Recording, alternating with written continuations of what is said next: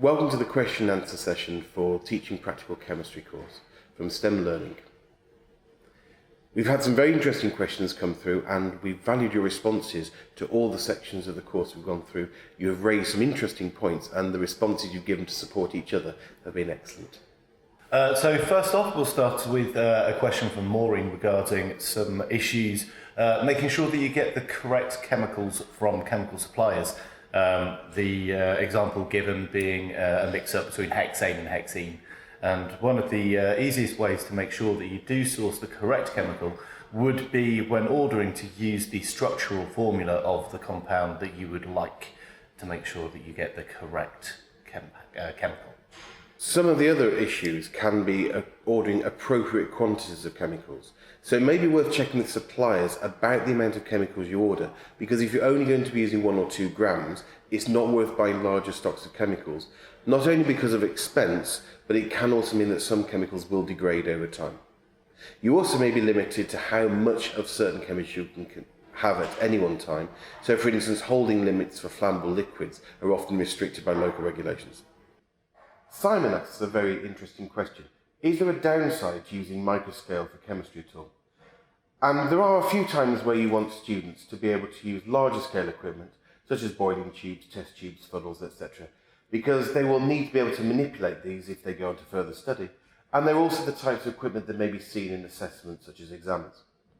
However, Microscale does come into its own to allow students to work on their own, but it's also particularly useful when you're dealing with chemicals that may be hazardous in larger quantities or are expensive. So one of the ways we can use Microscale is to minimise waste by doing a Colin reaction to show the migration of ions in an aqueous solution. So we've taken a laminated sheet which has circles printed on it, and what we will do is take a small sample of lead nitrate and potassium iodide, and the lead compounds are particularly hazardous. If you do this on a larger scale, then you do have to keep the waste for disposal because you can't just discharge it into the environment. If we take, using a splint, a wooden splint, a very tiny amount of lead nitrate and put it in a circle, and we take an equally small amount of potassium iodide and place that in the circle, we can then add a drop of water in the circle in between, and we can push our 2 compounds together so they touch the circle at the same time, and then watch to see the resulting reaction. The disposal for this is quite easy. We can just take a paper towel, wipe it off and put it in the bin, and any remaining chemical that's on here can be moved carefully with the spatula back into the small bottles. And you can also give students much smaller bottles of chemicals to use, so they're not tempted to use larger amounts. It's also possible to print alternating white and black circles when you laminate, so you can clearly see compounds that you've placed on the paper.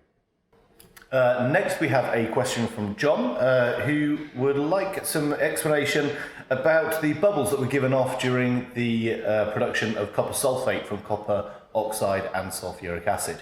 The explanation for the formation of the bubbles would simply be the nucleation of gas from within the solid and also from within the sulfuric acid solution. So as the copper oxide powder is added, the gas that's dissolved in the sulfuric acid comes out of solution. So this is not the formation of the product through the equation. The equation for the reaction would be copper oxide plus sulfuric acid going to form copper sulfate plus water. So we don't have any gaseous products from this reaction. Kerry asked an interesting question about obtaining the empirical formula for magnesium oxide by burning magnesium in a crucible covered in a lid. This is the standard way of doing it in schools, but it doesn't always give the best results. There is a better way that it can be found on the STEM Learning Centre website, which is an experiment produced by the Royal Society of Chemistry. This involves using 2 bottle lids made of metal, which are held together with the magnesium oxide inside by wrapping nichrome wire around the outside. This allows much better penetration of heat and oxygen without losing some of the magnesium oxide. However, thought has to be given to whether this is actually the best practical to explain this, because if it induces errors, then that raises questions of how we talk to students about the results of the experiment. We've had an interesting question about the use of indicators in electrolysis and whether this might lead to some confusion amongst students.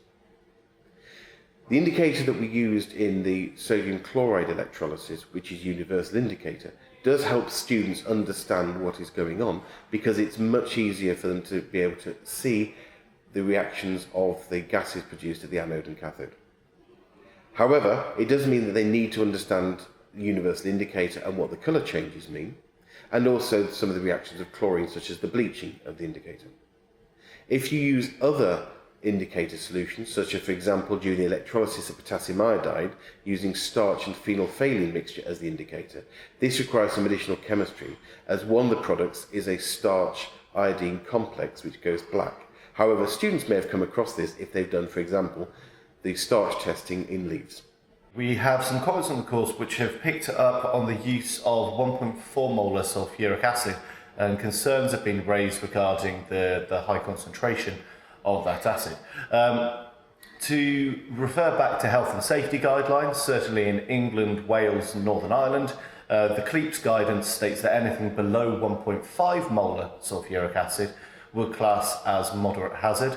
Anything above 1.5 molar or 1.5 molar and above, should I say, would class as corrosive and therefore would require the use of indirectly vented goggles.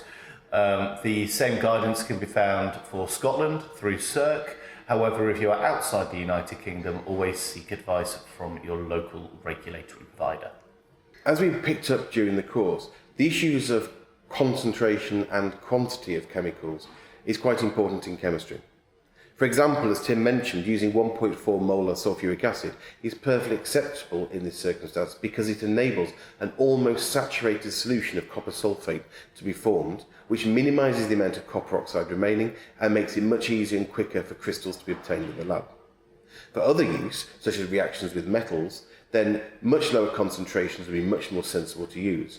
And often using hydrochloric acid rather than sulfuric, for example, reduces the risk even further. A very interesting comment and discussion during the course about how you work with analogies with special educational needs students who may grasp the analogy and mix it up with the science. And often it takes great care in choosing appropriate analogies. A better approach may be to use everyday examples of where the chemistry occurs and then just stick to using the basic science to help students explain it.